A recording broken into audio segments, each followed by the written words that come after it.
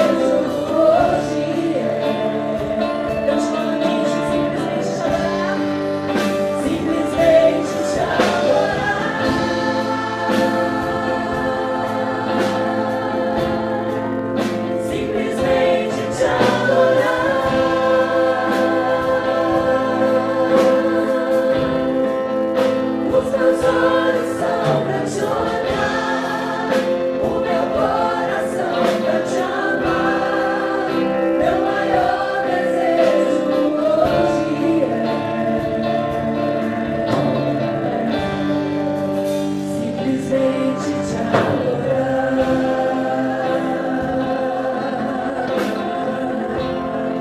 Eu te quero santo.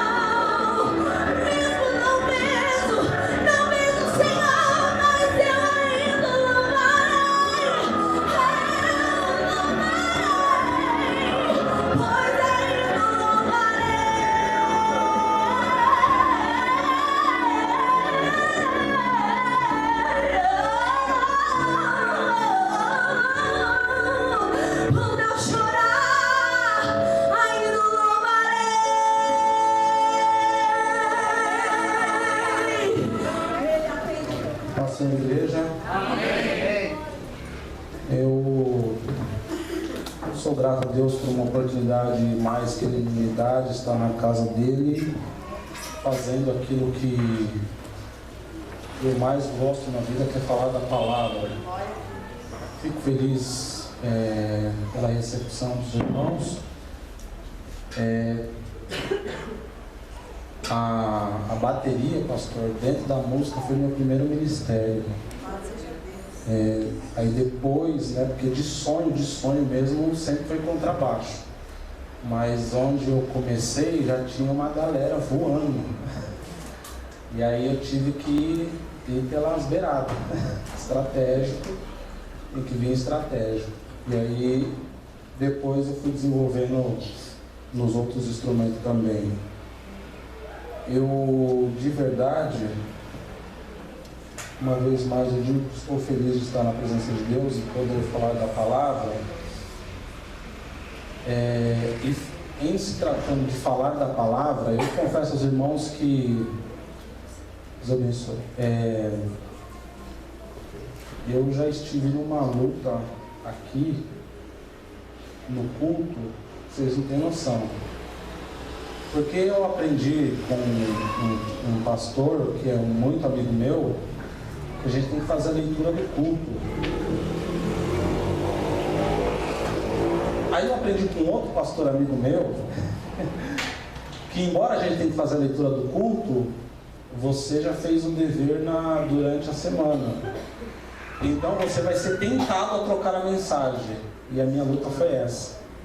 Porque semana passada, quando o pastor falou que a gente estaria aqui falando à igreja, desde então eu estive em oração, e não foi fácil, porque Deus parece que quis dar uma demorada para responder. Falei, ixi, caiu a casa também, porque Deus não está falando, eu não vou pregar nada não. E eu já tive essa experiência de subir no púlpito e antes de pegar o microfone não ter nada para falar. E quando eu peguei o microfone, eu falei, igreja, eu não tenho nada para falar, vamos baixar a cabeça aqui, vamos orar. Se Deus falar, eu falo, senão eu entrego o microfone. E quando eu fiz isso, Deus revelou a mensagem. E eu fui tentado a duas coisas. Quando eu cheguei, falava para o pastor se era isso mesmo, se era eu, se era ele, até porque ele está todo todo gentleman, nem Salomão em toda a sua glória teve tanta maestria na vestimenta. E o segundo foi exatamente para a leitura de culto. Mas eu sei que o Senhor tem um propósito para essa palavra que Ele me deu durante a semana e eu não vou fugir dela. Aí, não perdendo o gancho também, quando a irmã cantou aqui, se eu tentar fazer o que ela fez, no primeiro tempo de nota que ela fez, aquela subida lá, eu já tenho um infarto. Eu já tenho uma parada cardiorrespiratória e game over. Mas que Deus continue abençoando os irmãos.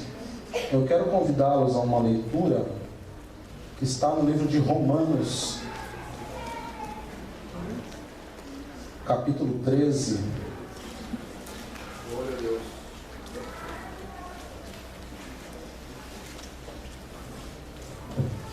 Romanos capítulo 13 e o verso 11.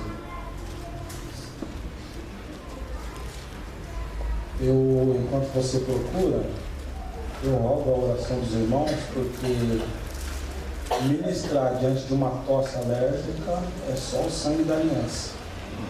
E eu estou nessa tosse há beirando um mês já.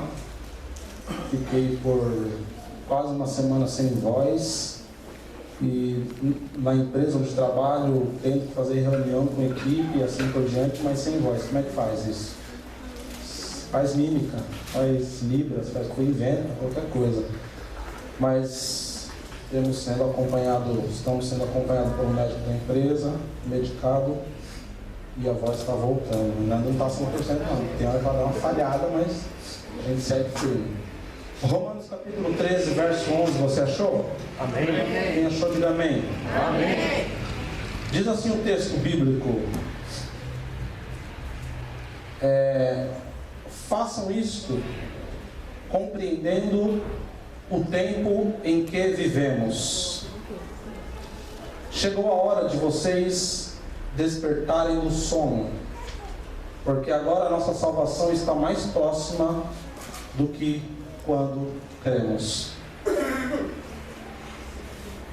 Você entendeu o que a gente leu agora? Eu gostaria de repetir esse texto com muita tranquilidade, fazendo as pausas gramaticais.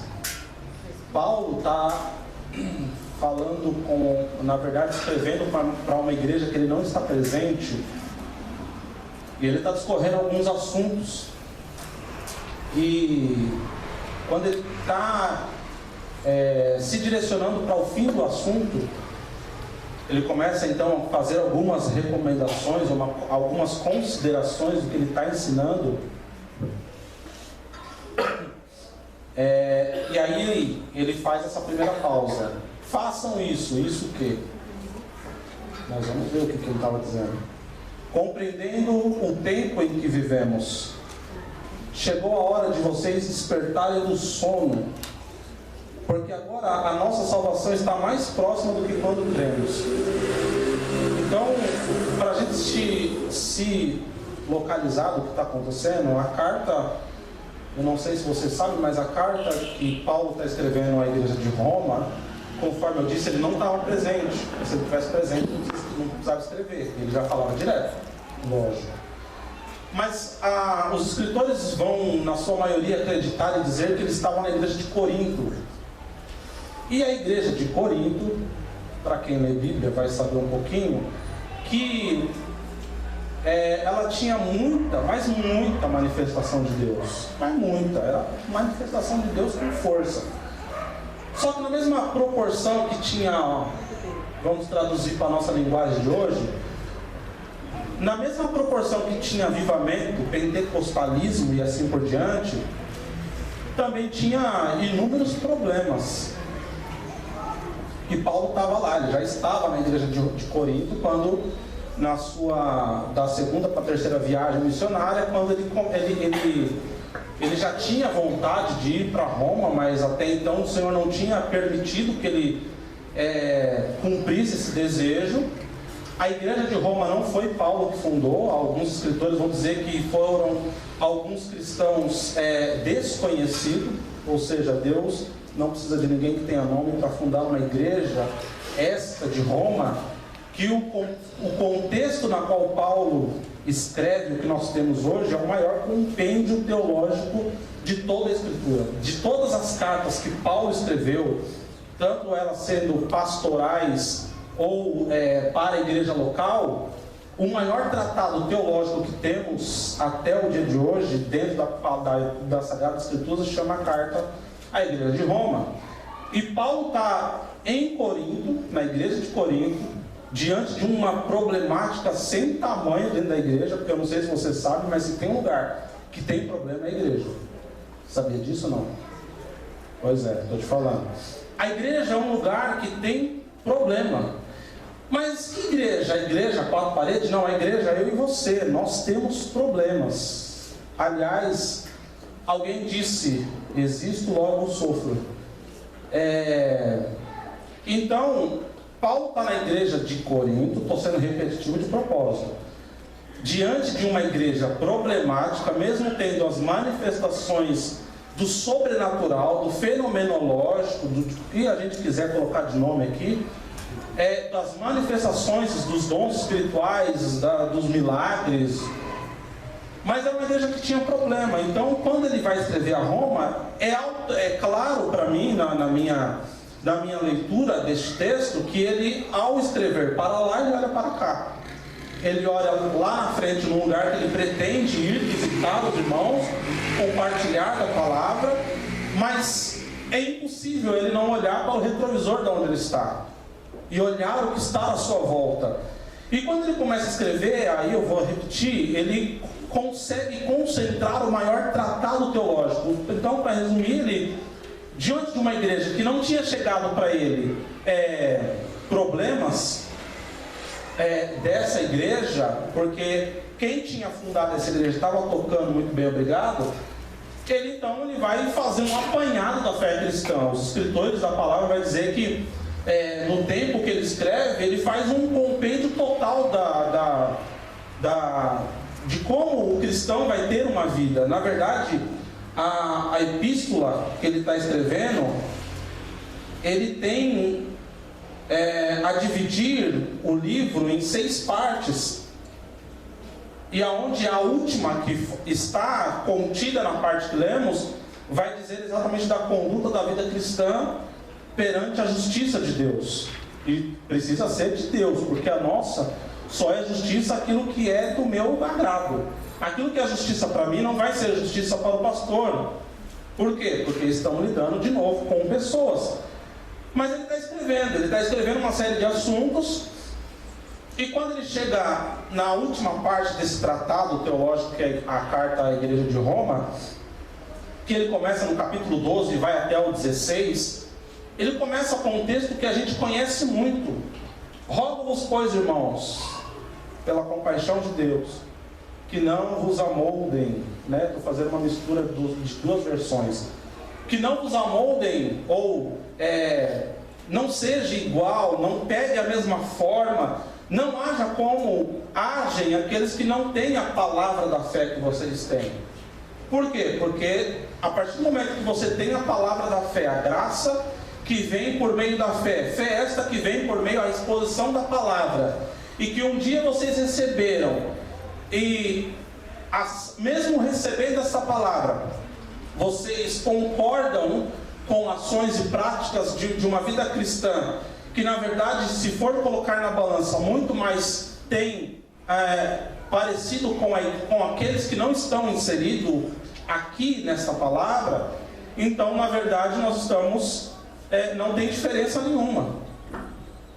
Não tem diferença nenhuma. E Paulo está dizendo, olha, então o que vai acontecer? Vocês precisam ser diferentes, vocês precisam ser alguém que as pessoas, ao olharem para vocês, notem a sua fé, notem a sua compaixão pela palavra, notem a sua paixão pela obra, notem a sua paixão por tudo aquilo que é sagrado. Então vocês não podem se amoldar, porque, de novo, a igreja, se ela é uma igreja que tem problema, todas têm, vocês não podem simplesmente se acostumar com isso, simplesmente se acomodar moldar dizendo, pois bem, tem um problema, mas que Deus ouça o pastor nas orações e que Deus possa resolver os problemas. Não, o que Paulo está dizendo é o seguinte, vocês não podem se amoldar, ou seja, vocês precisam arregaçar as mangas e pôr a mão no arado. Porque teve um outro camarada que escreveu aqui, dentre os homens consagrados e inspirados por Deus, que diz que aquele que lança a mão, ou seja, aquele que estende a mão para pegar o arado, não pode soltar mais. A partir do momento que você foi chamado por Deus e está aqui, você é igreja. A partir do momento que você é igreja, você não pode mais soltar, mas eu não sei. Pois é, então vai treinar para saber. Vai descobrir o que é, porque Deus, eu não sei se você sabe, mas Deus conta com você para um propósito. A igreja não está aqui por estar, a igreja está aqui porque Deus tem um propósito. Façam isso que eu estou dizendo. Isso o que é, Paulo? Não se amoldem. Aí ele entra no capítulo 3 dizendo, olha, vocês têm autoridade a qual vocês estão debaixo, estão sob júdice. Não sei se é essa palavra que diz. Mas vocês estão debaixo de autoridades. Aí a gente pode aqui brincar no conceito. Nós temos a autoridade eclesiástica, que é dentro da igreja. Nós temos a autoridade municipal. Nós temos a estadual e a federal. Nós estamos debaixo de leis. Ora, mas e se essa lei me coloca contra a palavra? Aí agora então você precisa ir para a palavra. Paulo começa a dizer isso lá no capítulo 1 da carta de Roma, a igreja de Roma. Porque ele está vendo que, como a igreja tem problema, algumas pessoas de dentro da igreja estão mudando toda a ordem do que elas foram ensinadas e do que elas deveriam estar atento. Deveriam estar atento, agora não estão. Então Paulo vai dizer, olha, a lei, na verdade, ela vai te dar um bastante parâmetro para você seguir. Mas essa lei na qual está estabelecida pela autoridade, na verdade ela vai se anular. Como assim? Então a lei ela está por estar? Não, ela está para quem faz o crime, a lei só existe para o criminoso. Se não tem criminoso, a lei já perde seu sentido. Existem alguns países, se não me falha a memória, na América Central, se não me falha a memória, que as leis existem porque tem que estar escrito, porque o índice de violência, de criminalidade é quase nulo. Por quê?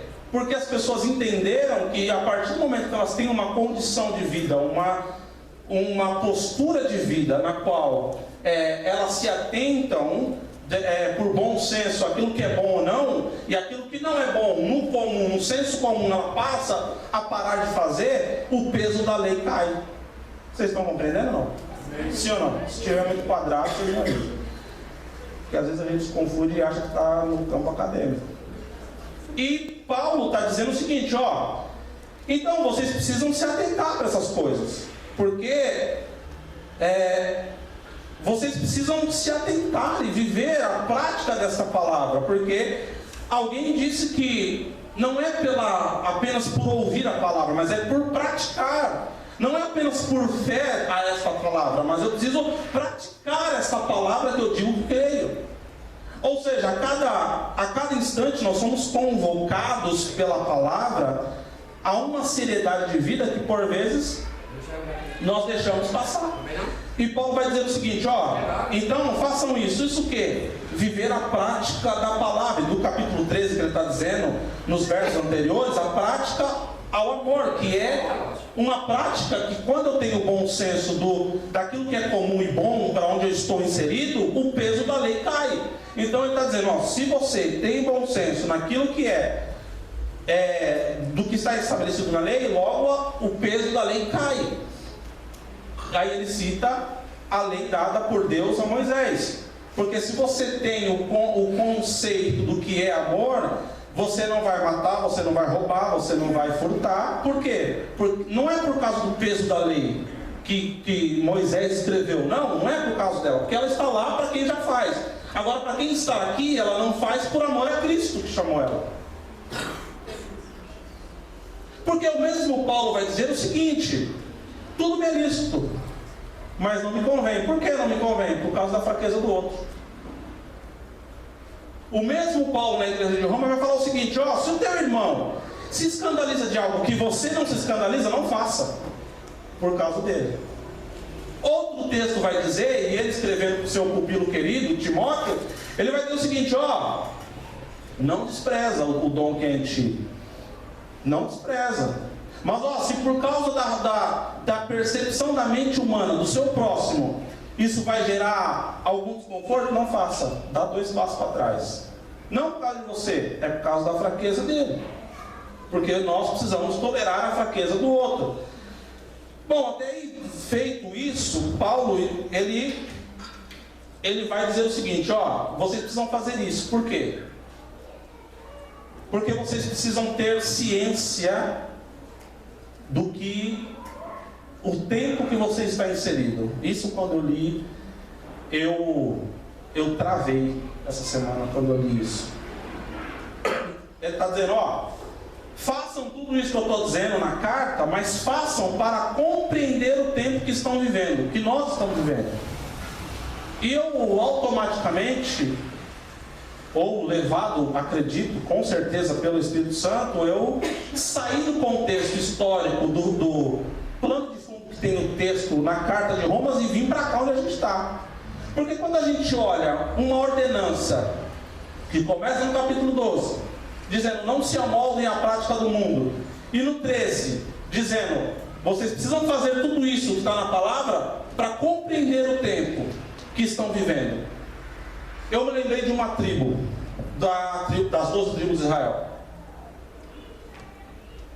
que eu nunca vi ninguém falar sobre essa tribo.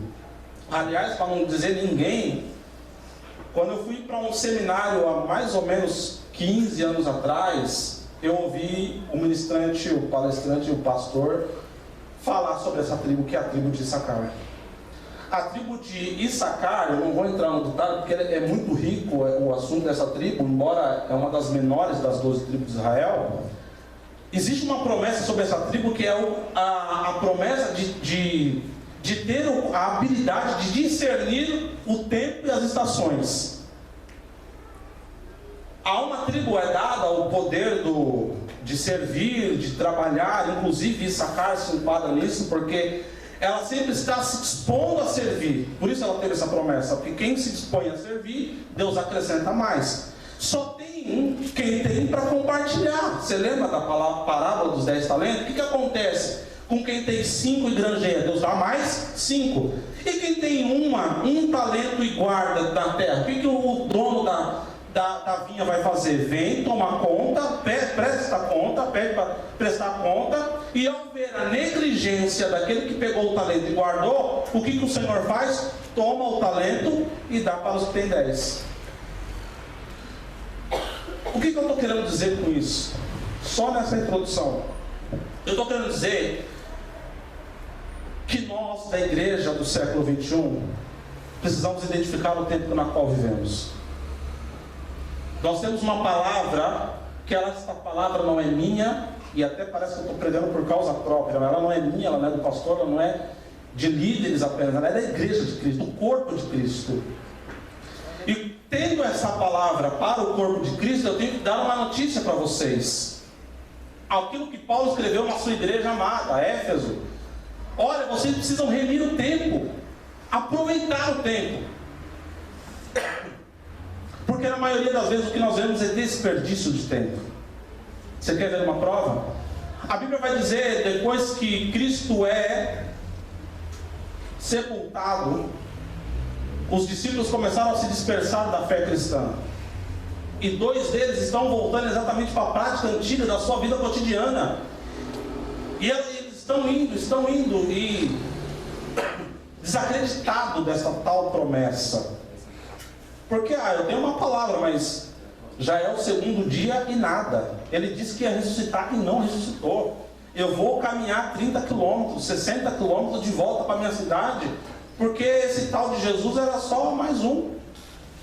E a Bíblia diz que o Senhor, ele se manifesta na presença destes, dorme, ceia com eles, e depois desaparece da presença deles. E quando o Senhor desaparece, eles falam, olha, não tinha algo ardendo no nosso coração? Eles diziam, olha, não é o nosso Senhor?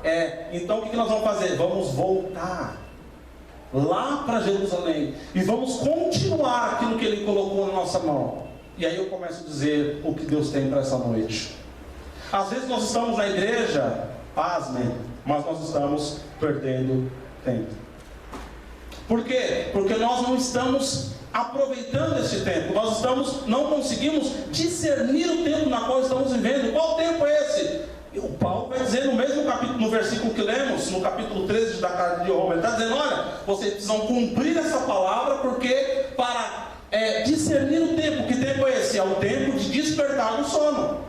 Por quê? Não basta ser apenas uma igreja com base teológica, não basta apenas ter uma igreja com todo o compêndio teológico que é a igreja de Roma. Vocês têm que levar esse conhecimento da graça para aqueles que não têm.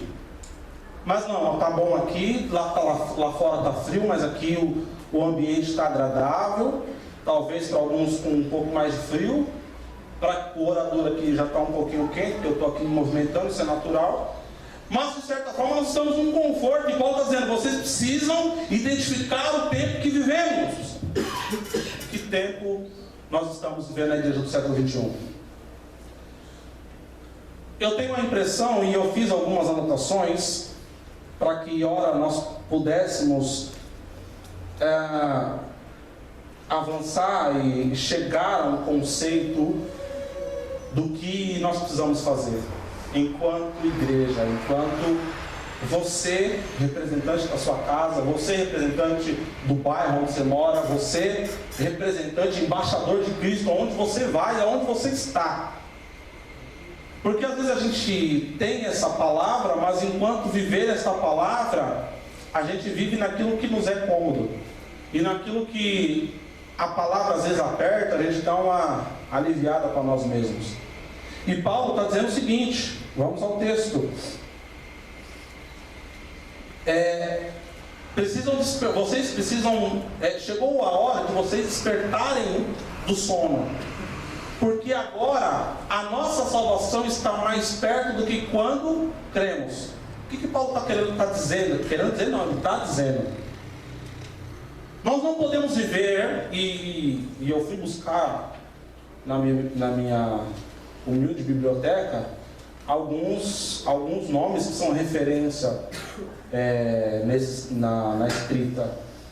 E eu cheguei lá no Champlin, ele diz o seguinte, que quando Paulo escreve este verso, essa parte do verso, ele está dizendo o seguinte, olha, Paulo, na verdade, ele tinha tão claro a crença na salvação por Cristo Jesus, que quando eles faziam a exposição da palavra, ele fazia como se fosse a última vez, porque ele sabia que se esse Cristo ressuscitou e apareceu para ele a caminho de Damasco, na rua direita lá, ele sabia que um dia esse Senhor, e esse dia estava próximo, lá atrás. Ou seja, ele vivia aquele dia como se fosse o último. E se é o último, eu preciso fazer o meu melhor para Deus.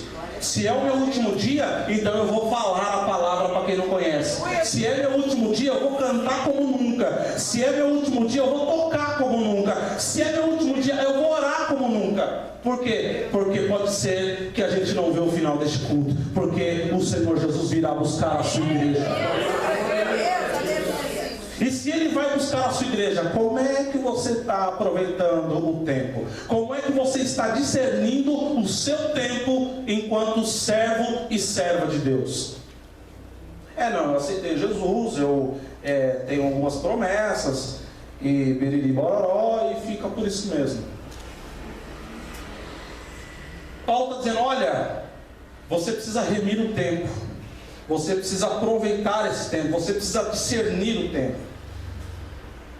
E deixa-me tentar explanar 5 coisas que eu anotei nessa observância do que eu tenho,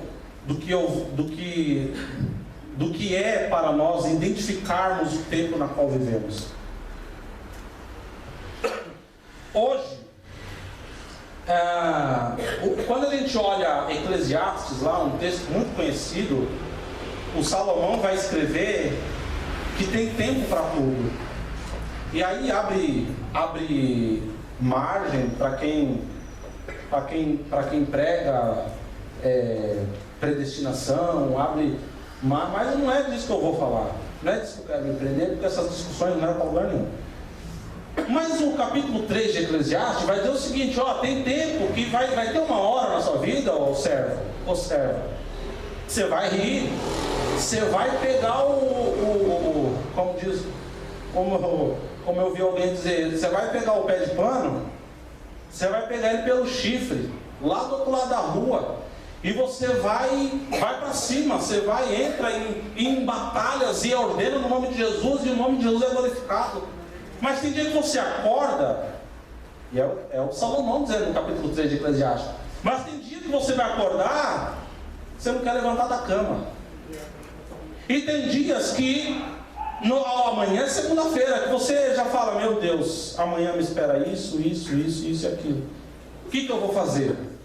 E o Senhor está dizendo: você precisa entender qual é o seu tempo. E dependendo de qual é o seu tempo, aliás, todo esse tempo da sua vida, você precisa primeiro viver com Ele com dignidade, seja Ele qual for. Segundo, como foi cantado aqui, saber que o Senhor é o Senhor da sua vida. Terceiro, se Ele é o Senhor e Ele permitiu, Ele é o mesmo que vai fazer o nome dEle ser glorificado na sua vida.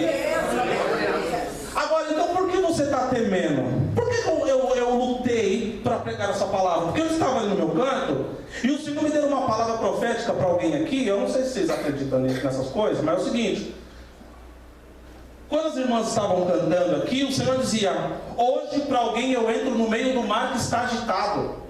Falei: como é que é? O Senhor falava: eu entro no meio do mar e acalmo a tempestade que está na vida de alguém. Eu falei: mas é mesmo? E como que é esse negócio? E o Senhor vai dizendo: fala para a minha igreja que eu estou entrando no meio do mar que está agitado na vida de alguém. E o que isso quer dizer? Isso quer dizer que, independente de qual seja o tempo que você está vivendo, o Senhor manda dizer: Ele vai acalmar a tempestade. Se for a tempestade que está tirando o seu sono, se for a tristeza, Ele entra lá também, porque Ele é Senhor dos senhores e Rei dos reis. Ele acalma a tempestade. Nossa, mas não tem nada a ver teologicamente. Então fala com ele, porque foi ele que falou, não foi eu. Porque às vezes o tempo é tempo de que você não entende o que está acontecendo. Tem hora que você entende, você ora, você busca e o negócio parece que vira mais ainda, né? Assim não é. Você quer ver um negócio apertar para o teu lado? Começa a orar. Deve ser por isso que a crentaiada some dos cultos de oração. Deve ser por isso que às vezes eu e você não oram em casa. Aliás, qualquer dia eu falo disso para vocês. Mas por que às vezes a gente não ora como deveria? Por que a gente não ora? Eu vou dizer uma das situações. Porque a gente não tem oração respondida. Não precisa se manifestar com os rostos que eu consigo identificar, hein? Mas o que a Bíblia vai dizer não é o tema, mas o que a Bíblia vai dizer é o seguinte: se eu estou orando, aí a gente que é mais das antigas, pastor, tem aquele ditado que ora até ficar com o joelho marcado. E se bem que hoje tem uns cremes chiques para tirar esses negócios. Mas para quem é das antigas, não, mas eu oro, tenho o joelho calejado de tanto orar. Conta aí, meu irmão, no culto da quarta-feira, do testemunho, quais foram as últimas orações que Deus te respondeu? Irmão, mas faz muito tempo. Por quê? Deixa eu só dar um bisu para você. É porque você está orando errado. Porque se a Bíblia fala que quando eu peço crendo eu vou receber, e se eu estou pedindo, estou dizendo que estou crendo e não estou recebendo, tem alguma coisa de errado. E essa coisa de errado não é com Deus, é comigo.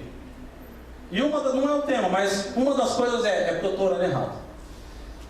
Mas o Senhor está dizendo: olha, se você está num tempo que esse é o tempo, como diz o Eclesiastes capítulo 3, que esse é um tempo que você não está tão bom das canelas, você não está tão sorrindo toda hora, você está com cara de poucos amigos, deixa eu dizer uma coisa para você: o Senhor que permitiu isso é o Senhor que te tira.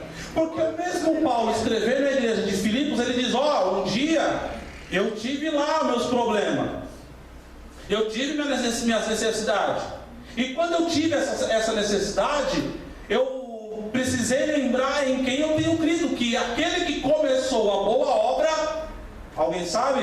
é fiel para terminar. Aliás, se você está aqui, deixa eu dizer mais uma coisa para você.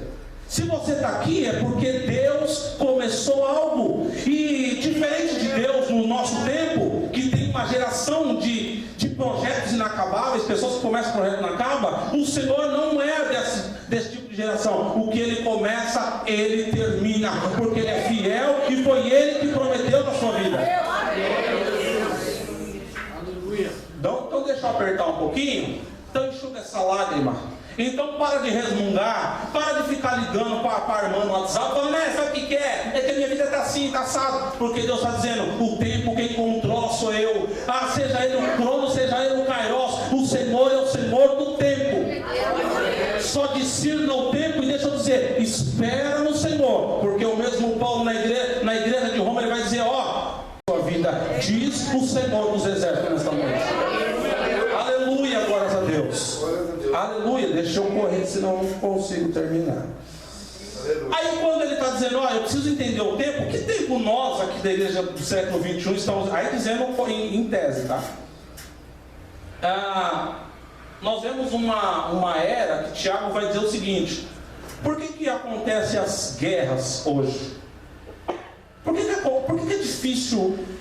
Por que é difícil eu achar um ponto de equilíbrio, seja em algumas temáticas, numa conversa com alguém? Você vai falar de qualquer coisa hoje em dia, é difícil você ter uma conversa que flua, única e exclusivamente, porque se o outro que você está conversando não concorda com o que você está falando, pronto, já é motivo por quebrar tudo, né? E Tiago vai dizer que isso só se dá por causa dos desejos e desígnios do coração do homem. Ou seja, se eu desejo ter esse copo de água, mas o irmão da porta não deseja, isso já é um motivo para ele ficar bravo comigo. E aí, Paulo vai escrever a Timóteo dizendo, olha, em Timóteo, 1 Timóteo capítulo 3, 1 Timóteo capítulo 4 e 2 Timóteo capítulo 3. Ele vai dizer o seguinte, sabe o que acontece? Nos últimos dias haverá dias difíceis. Aonde? Que dias são esses? Olha o tempo, discernindo. Dias em que as pessoas serão amantes de si mesmas. O que importa é a minha vontade, a do outro para mim é problema dela. Então quando eu, Senhor, abençoa a mim e o meu irmão, o problema é dele. Eu olho para mim e eu acho que o reino gira em torno de mim. As minhas orações têm que ser em torno de mim. Não importa se nós temos hoje 13 milhões de brasileiros desempregados. Não importa que amanhã segunda eu estou lá no meu. Não importa se mais de 50 milhões de brasileiros dormem com o único barulho que eles conhecem na vida, que é o barulho da barriga vazia com fome. Mas o que importa é que quando acabar o culto tem uma cantina ali. E se eu não gastar tudo na cantina, eu chego em casa e como uma pizza com a minha família. Então, eu sou amante de si mesmo. Aquilo que é o amor gerado pela palavra, não é gerado para o outro, é gerado para mim. E quando eu sou filho da bênção, isso não é bênção. E aí tem muitos da igreja do Senhor que acham que ele só é abençoado quando a bênção chega nele. Mas a Bíblia diz que eu sou abençoado, na verdade, quando eu abençoo o outro. Quando eu sirvo o outro, quando aquilo que eu recebi de Deus eu entrego para outro. Quando eu faço isso, aí diante da palavra eu sou abençoado. Segunda coisa que nessas anotações eu fiz é que nós vivemos um tempo em um grande volume de informação, mais grande volume. Hoje eu trabalho no ramo do turismo. Trabalho na segunda maior empresa de turismo do Brasil. Eu fui convidado para cuidar do departamento de expansão e comercial em nível Brasil. E lá, e aí não só lá, mas como outros lugares que passei, você sempre tem que estar atento, para quem tem alguém aqui da área comercial vai saber o que eu vou dizer. Você sempre tem que estar atento ao que o seu concorrente está fazendo. Porque não basta ter apenas o preço, porque o cliente nós, por cultura brasileira, a gente adora uma promoção. Sim ou não? Alguém adora a promoção das casas, das lojas? Eu gosto, mas eu me seguro. Porque eu aprendi a fazer o controle disso. Mas eu já fui de uma época que, né, quer ver que eu vou caguetar a minha idade agora? Na época lá do V3, alguém lembra do V3? Motorola V3? Aquele abria assim? Era um dos primeiros que tinha luzinha, colorida, E eu trabalhava já era do varejo já, e eu trabalhava no centro de distribuição aqui no Trevo. E aí eu tinha contato com as lojas no Brasil inteiro. Aí quando chegou numa loja mais próxima, que era a loja primeira que recebeu em São Paulo, foi uma loja na Lapa. E eu conheci a gerente de categoria lá. E eu liguei na hora, esse ninguém tem, é o grafite, ninguém tem, todo mundo tinha o preto. Quando muito bem tinha o dourado. E chegou o grafite. Falei, mas esse eu vou arrebentar agora. Liguei para a menina e falei, segura que eu estou indo buscar. Saí daqui do Trevo, para onde eu estou? Para lá. Saí do Trevo, fui lá na Lapa. Eu lembro como se fosse agora. O valor do produto na época era no mínimo, era na faixa de R$2,5, R$2.500. Fiz um financiamento em 24 vezes. Uma bíblia para pagar assim. E comprei. Troco de quê? Só para dizer que tem. O que eu quero dizer com isso?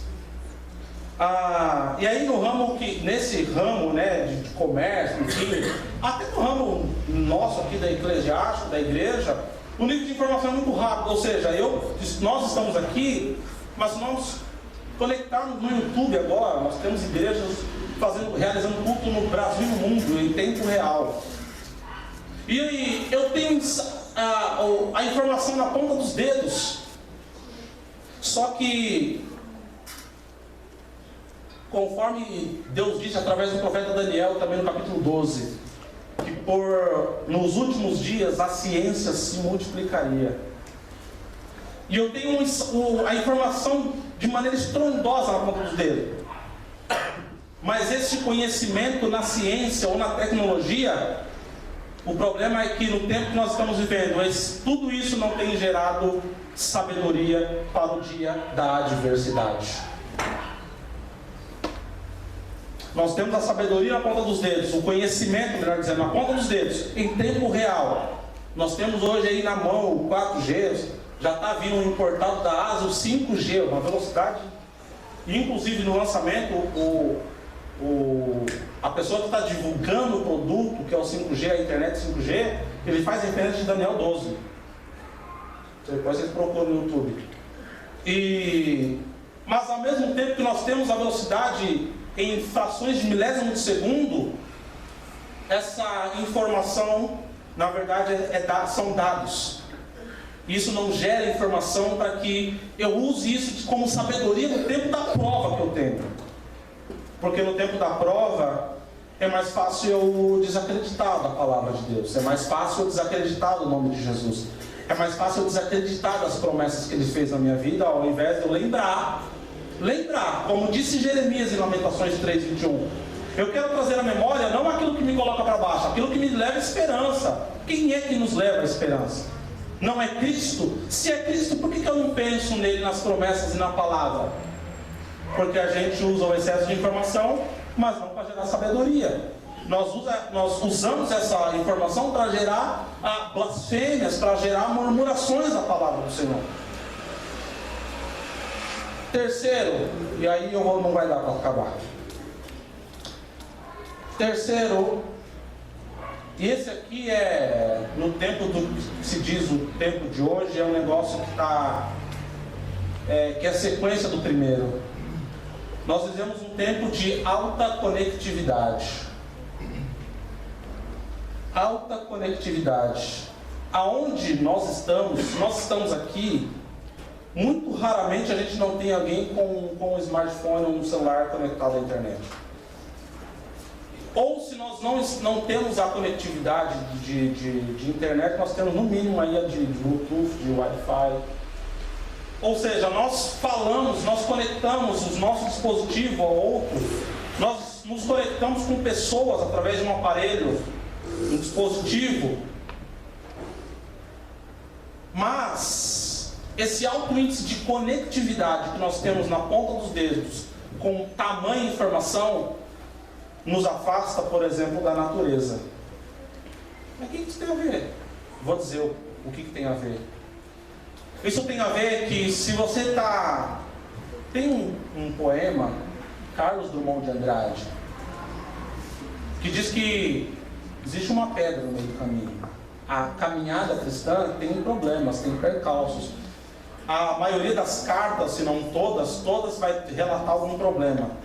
E eu transfiro isso numa poesia, fazendo referência a Carlos Drummond de Andrade. É uma pedra no meio do caminho. Mas o que eu faço com essa pedra? Não, aí ele repete no verso embaixo. Há uma pedra no meio do caminho. No meio do caminho há uma pedra, ele não sai desse círculo. Há uma pedra no meio do caminho há uma pedra. O que isso tem a ver com a gente? Tudo. Porque tem hora que a gente não consegue olhar um palmo na frente do nariz. Dizendo aqui em metáfora. Porque a gente está tão inserido num problema, mas tão atolado na nossa incredulidade por causa de uma tempestade, que a gente não consegue ver que essa pedra pode se tornar um degrau. Pegou ou não? Amém. Qual é o problema que você está? Qual que é a pedra que está no meio do caminho, querido? Querida de Deus, fofo e fofa do Senhor. Qual que é a pedra que está no seu caminho? Ah, tem uma pedra aí, mas o Senhor usa ela como degrau. Usa ela como degrau para você subir. E aí a gente não percebe a natureza. A gente não consegue perceber o louvor de um pássaro. A gente não consegue perceber que por vezes, através do olhar de uma criança como aquela ali, o Senhor pode falar com alguém. Através do olhar de uma criança, quando está no nosso colo, o Senhor pode acalmar e acalentar o seu coração no tempo de provação que você está vivendo. E aí parece que às vezes, fazendo referência a uma outra escritora, parece que Deus tira de nós, às vezes, o poema da vida, a beleza da vida. Por quê? Porque aí a gente vai ver o porquê que tem muita gente em estado emocional muito crítico. Eu fui procurado por um amigo pastor semana passada, ser retrasado, se não me falha a memória, desesperado, porque ele está com uma situação na igreja dele lá que ele não tem competência técnica para fazer. Porque está chegando nas igrejas pessoas, e aí, me desculpa, pastor, não vou ter que falar, que as pessoas estão cansando desse negócio de campanha. Sabe por quê? Porque você vem na 7, desce 10, 15, 21, 300 dias de campanha, mas você sai do culto, a vida está a mesma M. Entendeu, né? E por quê? É por causa da campanha? Não, é por causa da sua expectativa que não está na palavra. A sua expectativa que está fora da palavra e você não está discernindo o tempo.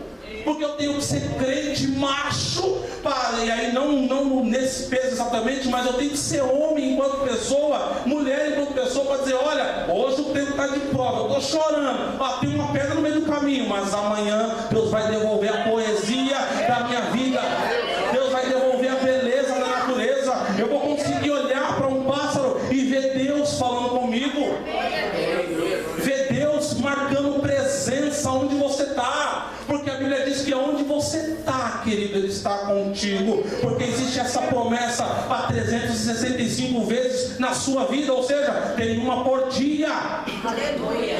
Ah, mas está difícil. Eu estou dizendo, não tenha desânimo, tenha bom ânimo, eu estou contigo. Não, mas não está dando nada certo. Ele está dizendo, continua, tenta de novo. Não, mas eu tentei ontem, deu errado. Tenta de novo, porque eu estou contigo até a consumação do século.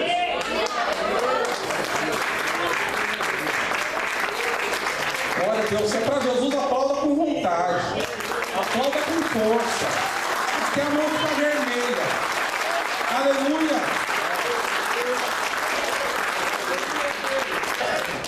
Dentro desse tempo de alta conectividade, que nós não percebemos a beleza das coisas ou aquilo que é abstrato, que a gente precisa pegar, precisa ser, a nossa fé é uma fé que tem que ser palpável. E qualquer dia desses eu prego sobre A fé que me dispensa a necessidade de milagre. Mas deixa eu falar um pouquinho disso aí. Fica um spoiler, pastor. Receba aqui já. Nesse tempo de alta conectividade, o último para mim encerrar. Quando eu perco a capacidade de ver a beleza de Deus nas coisas, eu também perco a beleza de ver Deus nas pessoas. Eu dizia para alguém um sábado, a pessoa me fez uma pergunta, eu tive que fazer um compêndio teológico explicando exatamente esse texto. Porque eu estou num tempo que não vai dar para terminar. Deixa eu para a próxima. Tinha mais 2 tópicos aqui. Que eu perco eu estou tão conectado no metafísico, no inanimado, é isso que fala, inanimado, que eu não consigo perceber aquilo que é real. Pessoas. Mas ela é chata. Mas o pastor não me cumprimenta. Mas a irmã não sabe o que é. Ela não me deixa solar no hino nas irmãs. É bem tipo de igreja, não estou nem falando aqui, mas isso é geral. Se tem, também receba. Receba que é de graça. Mas sabe o que é? Não me deixaram tocar na orquestra. Só que eu estou aprendendo, ainda não estou tão bom. E aí, o que é o grande X da questão é que quando eu faço isso, eu anulo a imagem e semelhança de Deus na vida do outro. E quando eu faço isso, eu começo a julgar e dar sentença para o outro. Quando eu faço isso, eu anulo Deus na vida dele e na minha. Porque se o outro é a imagem e semelhança de Deus, quando eu anulo ele, Deus lá, eu anulo Deus aqui. Porque, como diz o texto, é o próximo como a mim. Se eu não tenho lá, piorou cá. Então, qual que é a mensagem de tudo isso? A mensagem de tudo isso é que nós precisamos nos atentar. E se nesse atentamento, se é que existe essa palavra, o tempo da nossa vida não é o daquilo que você sonhava, ou daquilo que você projetou, vai passar. E vai passar, e se não passar, continua crendo. Porque o seu Senhor, Ele continua reinando sobre você. E isso não pode, o problema de hoje não pode ser motivo para te tirar da presença de Deus. A mesma carta de Paulo ao Romano vai dizer que ele faz algumas perguntas retóricas que não tem resposta. O que é que nos separa do amor de Deus? Hoje tem muita coisa que nos separa do amor de Deus. Mas na verdade o texto está dizendo que não. Mas nós estamos permitindo que coisas nos separem da presença, do altar. Desse altar que se chama igreja. Desse altar da comunhão, você e Cristo. Porque simplesmente eu não consigo discernir. Que o choro ele pode até durar uma noite. Você já ouviu isso trocentas milhões de vezes. Mas quando o tempo do ruim chega na sua vida, parece que esses textos somem da sua vida. É por isso que a Bíblia diz que existe um lugar onde o Senhor ordena a bênção. E aí pode perguntar para qualquer teólogo que ele não vai saber. Por que é na igreja? Por que existe um lugar chamado igreja que diz, ali o Senhor ordena a bênção? Eu vou dizer por quê, se você não sabe. É porque aqui, pelo menos deveria, ter comunhão, ter a conectividade, mas entre pessoas e não dentro do inanimado. Porque aqui a informação é a palavra, não é o metafísico, é a palavra. Aqui, o tempo que se chama hoje diz que eu estou perto de um dia que ele prometeu há muito tempo, que eu vou estar com ele. E ele disse lá em João, eu vou, mas eu volto. Fica tranquilo. Mas Senhor, alguém fala, fica tranquilo. O meu Espírito vai descer sobre vocês, sobre a minha igreja, e vai estar convosco até a consumação dos séculos. Aplauda o nome do Senhor. Em nome de Jesus Cristo, nós te louvamos, Senhor, por esta boa palavra ministrada aos nossos corações. Nós te louvamos, Senhor, porque o teu Espírito Santo nos instrui, o teu Espírito Santo nos guia, O Teu Espírito Santo nos faz compreender os tempos e as estações. O Teu Espírito Santo é que nos dá o discernimento daquilo que o Senhor deseja que cada um vivamos. E nós Te louvamos, Senhor, destaque qualquer situação, qualquer tempo que cada um esteja vivendo na sua vida. O Senhor reina, o Senhor é soberano, o Senhor é Deus na vida da Tua igreja. E por isso nós Te agradecemos neste momento, Senhor, invocando, clamando pelas Tuas bênçãos sobre a vida deste povo. Que esta semana, Senhor, seja uma semana vitoriosa, como tem sido todas as demais na vida deste povo. Que Teu Espírito Santo traga o refrigério às nossas almas, que o Teu Espírito Santo nos encha de alegria na Tua presença. E que cada família, Senhor, aqui representada, seja abençoada no nome de Jesus Cristo. Se você pode, levante a tua mão ao céu. A graça imensurável de nosso Deus, Aleluia, Jesus. o amor de Jesus Cristo, nosso Senhor, o poder do Espírito Santo esteja sempre na tua vida, na tua família. Se você crê, aplauda o Senhor, que Deus abençoe.